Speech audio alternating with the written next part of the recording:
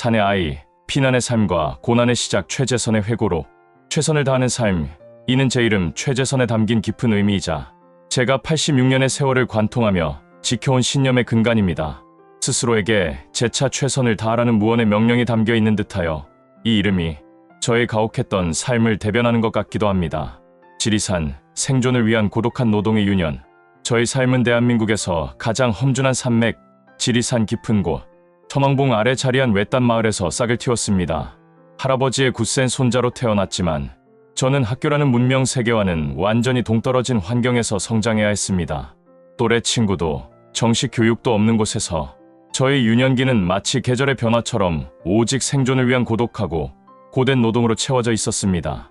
이는 마치 할아버지께서 겪으셨던 고난의 어린 시절을 제가 그대로 되풀이하는 듯한 기구한 운명의 굴레와도 같았습니다. 아주 어린 시절부터 제 작은 몸집에 맞춰 깎아 만든 작은 지게를 짊어져야 했습니다. 8살의 어린 나이에 짊어진 그 지게는 단순히 짐을 나르는 도구가 아니었습니다. 그것은 제가 세상에 태어난 순간부터 짊어져야 했던 삶의 무게이자 가족의 생계를 지키라는 무언의 명령이었으며 제 어깨 위에 놓인 굴레였습니다. 저는 그렇게 삶의 가혹함과 척박함 속에서 산속의 생존 기술을 땀과 눈물로 하나하나 체득해 나갔습니다. 지리산은 저에게 냉혹한 스승이자 삶의 전부였습니다. 얼뜨기 세상과의 불편하고 비참했던 조후, 가정에서 저는 명백한 일꾼이었습니다. 아버님은 오직 글 공부와 도통다통에만 몰두하셨기에 저는 어린 나이에도 불구하고 집안의 모든 자빌과 생계의 책임 일부를 도맡아야 했습니다. 당시 한국 전쟁 직후 피란 생활과 더불어 지리산 빨치산 조선인민유격대에 준동하던 시절이라 우리가 피땀 흘려 어렵게 모은 소량의 식량조차 수시로 강탈당하기 일쑤였습니다. 어머니께 전해들은 회상에 따르면 우리는 이런 극한의 궁핍함 속에서 나무 껍질을 깎아 먹거나 토란을 삶아 벽에 붙여 말린 후 그것을 뜯어먹으며 하루하루를 겨우겨우 버텨냈다고 합니다. 인간의 존엄성마저 위협받던 비참한 생존의 기록이었습니다. 산속에서 홀로 고립되어 자란 저는 마을 아이들과는 근본적으로 다를 수밖에 없었습니다. 겨우 산골에서 동네로 심부름이라도 갈 때쯤이면 저는 늘 촌놈 중에 촌놈, 즉 얼뜨기 취급을 당하며 마을 아이들의 노골적인 놀림과 시비의 대상이 되어야 했습니다. 그들의 눈에는 산속에서 불쑥 나타난 제가 이상하고 촌스러운 존재였으며 그저 손쉬운 놀림감에 불과했습니다. 저는 늘 긴장하며 그들의 시비를 피하려고 애썼고 서둘러 다시 익숙하고 안전한 산속으로 돌아가곤 했습니다. 세상과의 첫 조우는 이처럼 고통스럽고 불편함의 연속이었으며 제 마음에 지울 수 없는 상처를 남겼습니다. 기피자로 남은 운명과 형님의 비극적인 삶. 저에게 세상은 오직 지리산과 우리 집이 전부였습니다. 국가의 행정력조차 제대로 닿기 어려웠던 산속 깊은 곳에 살던 저는 결국 병무청의 조사망에서도 빠져나가는 존재가 되었습니다. 몇 번이나 저를 찾아왔던 병무청 직원들은 천왕봉 아래 외딴 집에 사는 저를 끝내 찾지 못했고 저는 역설적으로 병역을 면제받았습니다. 이것은 어찌 보면 노동력을 지키기 위해 의도적으로 피한 결과일 수도 있고 반대로 그 시절에 어수선하고 씁쓸했던 시대상이 낳은 에피소드이기도 합니다. 어쩌면 그를 쫓아 저의 그 고독하고 척박한 삶을 찾아내려 애쓰는 대신 저의 존재를 잊어주는 것이 최선이라고 생각했을지도 모릅니다. 그래서 저의 공식적인 군 생활은 군대 복무를 뛰어넘어 민방위부터 시작한 것이 전부입니다. 한편 제가 20대 중반 무렵 저희 형님에게는 비극적인 사건이 닥쳤습니다. 지리산 토벌 작전이 한창이던 당시 형님은 반란군의 협박에 못 이겨 살기 위해 그들의 짐을 날랐다는 혐의로 체포되었습니다. 그는 생사를 건 몇 번의 도피를 감행했습니다. 하지만 집으로 돌아와도 반란군의 짐을 졌다는 죄목으로 인해 움막에서 숨어 지내야 하는 고독한 신세였습니다. 그 도피는 오래가지 못했고 결국 육군에 다시 체포되어 거제 포로 수용소로 끌려갔습니다. 부모님은 장남이 거기서 분명 죽었을 것이라고 모든 것을 포기하며 크게 실망하고 계셨습니다. 그러다 형님은 2년 만에 기적적으로 포로 수용소에서 풀려나 집으로 돌아왔습니다. 하지만 돌아온 형님은 이전과는 완전히 다른 사람이 되어 있었습니다. 원래도 성격이 급하고 포악한 면이 있었는데 이제는 노름에 깊이 빠져들었고 집안의 완전한 1인자로 군림했습니다. 집안일은 손 하나 까딱하지 않고 노름과 술에 빠져 집안을 뒤흔들었습니다.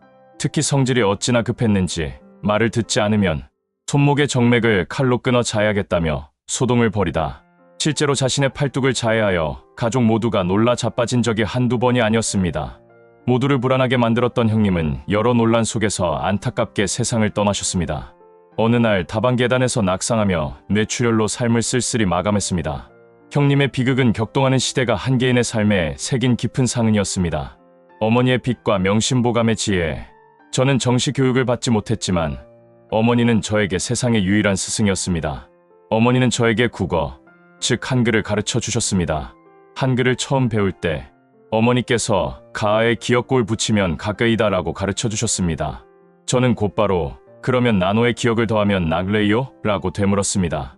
어머니는 크게 웃으시며 아이가 맞다라고 답해 주셨습니다. 그 순간의 기쁨과 깨달음은 아직도 제 가슴 속에 생생한 빛으로 남아 있습니다. 어머니의 가르침 외에 제가 공식적으로 배운 유일한 책은 어깨너머로 접한 명심보감 민심바오젠 한 권뿐이었습니다. 저는 이 책의 내용을 모두 외웠고 그 속에 담긴 지혜는 마치 험난한 시절을 밝혀주는 등대와 같았습니다. 명심보감은 저에게 삶의 지침이자 고난 속에서 저를 지켜준 정신적인 무기였습니다. 워낙 반복해서 들었던 터라 지금도 대부분의 구절을 기억하고 그 의미를 되새깁니다. 부모님에 대한 존경과 삶의 결론. 이처럼 극한의 궁핍함과 고난 속에서 살았지만 저는 부모님을 한 번도 원망한 적이 없습니다. 가난이 힘들었지만 그것을 누구에게도 원망하거나 탓한 적은 없었습니다. 부모님은 저희 삶에서 빛나는 별과 같았고 영원한 존경의 대상이셨습니다. 그들의 조건 없는 사랑과 비록 부족했을지라도 그 존재 자체로 저에게 주었던 가르침이 없었다면 저는 지금 이 자리에 존재할 수 없었기 때문입니다. 그리고 그 보살핌이 없었다면 저는 이 험난하고 불공평했던 세상을 결코 견뎌낼 수 없었을 것입니다. 저희 삶은 산에서 시작되어 산과 함께했습니다. 어린 시절부터 겪은 모든 고난과 아픔은 저를 강하게 만들었고 무엇보다 가족을 위해 헌신하고 희생하는 법을 가르쳐 주었습니다. 이 모든 과거의 경험은 현재의 저를 형성한 가장 중요한 근본이며 저는 이것을 결코 잊지 않을 것입니다. 저는 산의 아이이자 피난의 삶을 온몸으로 치열하게 살아낸 자로 기억될 것입니다. 결혼과 가족의 시작 고난 속에서 일군 자립의 역사, 두루마기와 죽, 가난했던 신혼과 아내의 충격. 저는 할아버지의 삶처럼 지독하게 가난한 상황에서 아내와 결혼했습니다. 우리의 결혼식은 그야말로 가난의 극치를 보여주었습니다.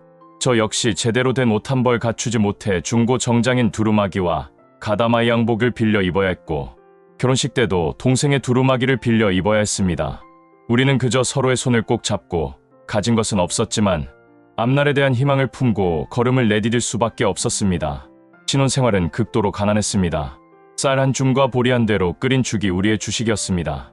반식경반 시칭이라는 단어, 즉 하루의 끼니를 겨우 채운다는 말이 우리의 신혼생활을 고스란히 대변했습니다. 하루하루 생존하는 것 자체가 투쟁이었던 그 시절, 미래의 희망을 노래할 여유는 사치에 불과했습니다. 그런 저에게 아내를 얻은 것은 천운이었습니다. 장모님께서 일찍이 장인어른을 징용후유증으로 사별하셔서 건장한 남자를 사위감으로 원하셨는데 산에서 일로 다져져 건강했던 제가 그 덕분에 장가를 갈 수 있었습니다. 아내는 지리산 천왕봉보다 훨씬 문명화된 도시였던 남원의 아름다운 처자였습니다.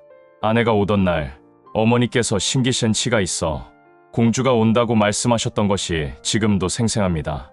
새색시였던 아내는 대식구와 생활한 지 3일째 되던 날 형님의 물벼락을 맞고 시댁의 홀대와 존중 없는 대우에 큰 충격을 받고 결국 친정으로 돌아가는 일까지 겪었습니다. 아내가 떠난 순간 제 마음은 공허함과 막막함 그리고 아내를 다시 데려올 수 있을지에 대한 불안감으로 가득 찼습니다. 처음으로 사랑하는 사람을 지키기 위해 어린 시절부터 각인된 부모님께 의견이란 것을 제대로 제시해야 하는 시련의 시간이 다가온 것입니다. 분가 절대 복종의 굴레를 벗어던지다. 저는 아내를 다시 돌아오게 하고 우리만의 독립적인 삶을 시작하기 위해 제 삶의 가장 큰 결단을 내렸습니다. 그것은 바로 부모님과의 분가였습니다. 어린 시절부터 학습된 부모에 대한 절대, 복종의 굴레를 벗어던지는 이 행위는 당시의 사회적 분위기에서는 거의 반항에 가까운 결심이었습니다. 어렵게 분가하겠다는 말이 입 밖으로 터져 나왔고 부모님은 냉담하게 이를 허락하셨습니다. 우리는 나무와 흙, 그리고 석갈대를 모아 사각집이라 불린 우리의 신혼집을 직접 지었습니다. 가진 것은 수저 2벌, 그릇 2벌과 거적대기가 전부였지만 우리의 사랑과 노력, 그리고 자립에 대한 희망이 담긴 이 집에서 우리는 비로소 작지만 확실한 행복을 느끼기 시작했습니다. 아내의 권유로 잠시 남원의 공장에 다니며 다른 삶을 꿈꾸기도 했습니다. 하지만 남의 지시를 따르는 공장 노동은 저희 체질에 맞지 않았습니다. 아무리 돈을 많이 준다 해도 남 밑에서 제 성격을 죽이는 일을 할 수 없었기에 결국 일주일 만에 공장을 그만두고 다시 일과 땅, 즉 산속의 자유로운 삶으로 돌아왔습니다. 척박했던 투쟁의 기록 소작농, 사냥, 구류. 소작농으로서의 삶은 끝없이 배고픔과 싸워야 하는 고단함의 연속이었습니다. 소작류를 내고 나면 남는 것은 먹기 힘든 쌀래기 쌀 몇 가마가 전부였습니다.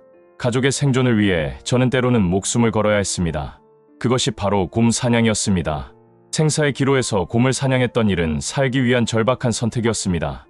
곰을 잡아 메고 웅담시옹단을 팔기 위해 기차를 타고 가던 중 저는 사기를 당해 웅담을 잃어버렸습니다. 주사기로 웅담만 빼내간 것이었습니다. 결국 웅담은 온데간데 없이 사라지고만 이 허망한 경험은 단순한 에피소드를 넘어 당시 저희 처참했던 삶을 대변하는 비극적인 단면이었습니다. 또한 산막에서 생활하며 돈을 벌려 국유지 산에서 야구 방망이를 깎다가 도벌더 파 혐의로 체포되어 45일간 구류되는 시련도 겪었습니다. 검사에게 쌀 몇 가마 값을 뇌물로 주고서야 겨우 풀려날 수 있었습니다. 죄 없이 순박하게 살려 했던 우리 같은 사람들이 법 앞에서 얼마나 나약한 존재인지, 그리고 그 검사 앞에서 얼마나 작아져야 했는지를 뼈저리게 경험했습니다. 새로운 정착지, 구례에서의 도약과 아내의 사업 수완, 전라도와 경상도를 오고 가며 살다 보니 아이들이 시골에서 왕따를 당하는 아픔을 겪기도 했습니다. 우리는 더 나은 환경을 찾아 덕동에서 청학동으로 이사했습니다. 이후 정부 지원금으로 화전민으로서의 삶을 청산하고 새로운 곳으로 이사할 기회를 얻었습니다. 하지만 아내는 현실의 고통을 견디기 힘들었는지 해리 현상을 겪기 시작했고, 아내의 말을 따라 우리는 구례군 토지면 문수리 불당으로 이사했습니다. 그리고 청학동에서 여전히 소작을 하며 궁핍한 생활을 하던 중 어느 날 아내의 조언으로 구례 이사를 최종 결정하였습니다.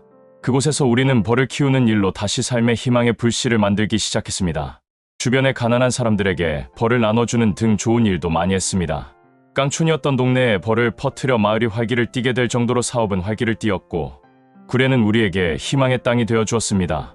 저는 남의 산에서 나무를 뜯다 혼난 일이 있었는데 이 일에 화가 나 그 산이 매물로 나오자 부안한 김에 산을 사버리는 과감한 결단을 내리기도 했습니다. 그 결정 덕분에 오늘날 저희가 풍족하게 살고 있습니다. 구례뿐 아니라 돈이 생겨 아영 구진에게 집도 사고 논도 샀습니다. 꿀 장사로 나름 큰 돈을 벌게 되면서 우리는 마침내 마을에서 시골 유지로 불리는 부유한 위치에 오르게 되었습니다. 이 모든 과정은 가난과 고난 속에서도 아내와 서로 의지하고 치열하게 살아온 결과였습니다. 가족의 아픔과 투쟁, 가슴에 묻은 삶과 남겨진 고독, 고난의 대물림과 자녀들의 헌신, 분가 시절의 극한적인 어려움은 고스란히 아이들에게 대물림되었습니다. 큰아들은 홀로 밥을 해먹으며 중학교 때부터 자취 생활을 했습니다.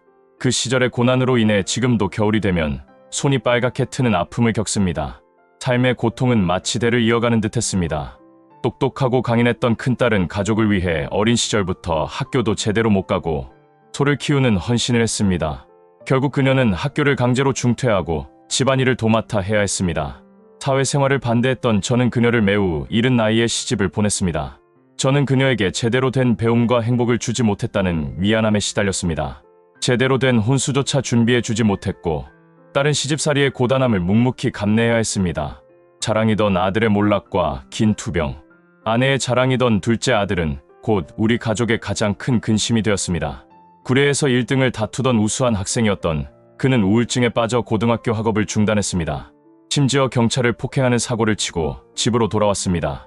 아들은 이후 28년간의 긴 병 투병 끝에 결국 44세의 젊은 나이로 우리 곁을 떠났습니다. 둘째 아들이 공부병이 나서 온전하게 생활하지 못하고 병원을 드나들던 27년간, 큰 사위 정근수는 아픈 둘째 아들을 돌보고 집안일에 적극 나서며 큰아들 역할을 자처해 주었습니다.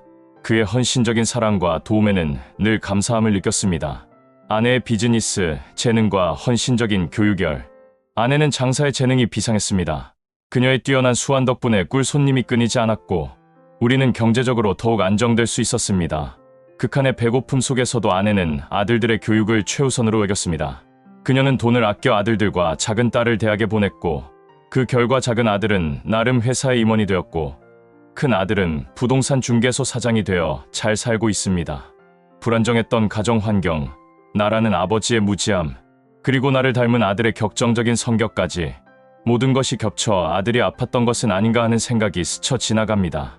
아들의 아픔이 제가 과거에 많이 잡았던 사슴의 눈빛에서 비롯된 것만 같아 마음이 무거웠습니다. 아내의 병과 헌신, 그리고 상실, 둘째 아들의 병과 몰락은 아내에게도 커다란 충격이었습니다. 그녀의 꿈과 희망이 무너졌고 그 결과 심각한 우울증에 시달렸습니다.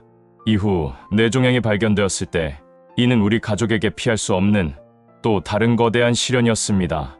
뇌수술로 인해 아내는 한쪽 시신경과 후각을 잃었지만 그럼에도 불구하고 가족을 위해 헌신적으로 열심히 살아주었고 일했습니다. 25년간의 긴 투병 생활 동안 그녀의 강인함과 헌신에 저는 말할 수 없는 감사함을 느꼈습니다. 아픔과 고난 속에서 살았던 아들을 가슴에 묻은 후 4년 뒤인 2019년에 아내마저 세상을 떠났습니다. 그녀의 죽음은 저의 삶을 송두리째 바꿔놓았습니다. 그녀의 부재는 제 삶에 엄청난 공허함을 남겼습니다. 외롭고 고맙고 보고 싶다는 복합적인 감정이 매일 교차했습니다. 가끔은 살고 싶지 않을 정도로 깊은 우울감이 밀려옵니다. 남은 자의 위안과 삶의 종착점, 둘째 아들과 아내의 건강에 신경 쓰느라 저는 다른 자녀들에게 충분한 관심을 주지 못했습니다. 그들이 어떤 고생을 했는지, 어떤 삶을 살아왔는지 미처 다 알지 못하지만 그들은 스스로의 힘으로 굳건하게 성장했습니다. 저는 그들이 자랑스럽습니다. 이 모든 고난과 상실의 고통 속에서 명당민당과 증산도는 저희 삶에 큰 정신적 위안을 주었습니다. 이것이 없었다면 저는 지금 여기에 홀로 존재하지 못했을지도 모릅니다. 그것은 저의 남은 삶을 지탱해준 든든한 지주줄주가 되어 주었습니다. 이제 저는 마을에서 시골 유지로 불리며 86세의 나이에도 불구하고 매월 수백만 원의 생활비를 자립적으로 사용하며 살아가고 있습니다. 저희 삶은 마침내 안정을 찾았지만 과거의 고난과 가족의 아픔은 여전히 제 마음속에 깊이 새겨져 있습니다. 저는 최선을 다하는 삶을 살아왔고 앞으로도 남은 삶에 최선을 다할 것입니다.